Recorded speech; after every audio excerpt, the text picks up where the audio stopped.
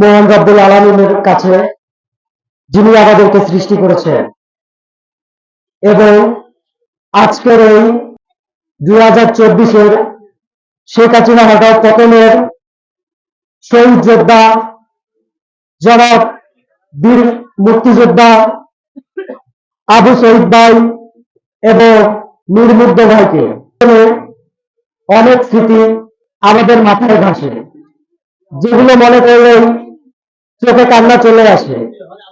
আমরা দেখেছি কিভাবে আমাদের শহীদ আবু শহীদ ভাই বুক পেতে দিয়েছিলেন সেই কারমাইকেল চত্বরে, যার বর্তমান নাম আবু সাইদ চত্বর। স্বৈরাচার শাসক শেখ হাসিনার পুলিশের গুলিতে সে কিভাবে শহীদ হয়েছিল আপনারা ইতিমধ্যে ভিডিও ফুটেজে দেখে থাকবেন। তার মৃত্যুতে আমাদের ছাত্র সমাজ বসে থাকেনি।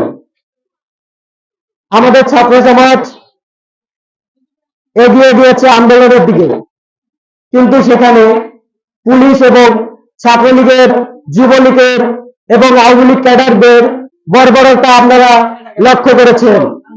আমাদের এই মুক্তিযোদ্ধাদের বিদেশ থেকে অনেকেই অনেকভাবে সহযোগিতা করেছেন, কেউ জ্ঞান দিয়ে, কেউ অর্থ দিয়ে।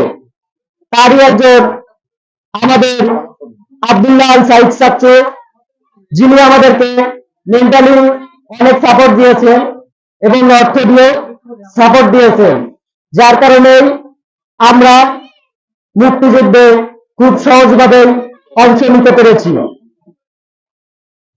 সেখান থেকে অনেক আওয়ামী লীগ ক্যাডাররা আমাদেরকে বিভিন্নভাবে হুমকি দিয়েছিল, কিন্তু আমরা তাদের হুমকি কখনোই মানিনি। আমরা জানি তাদের পতন হবে এবং ইনশাল্লাহ হয়েছে।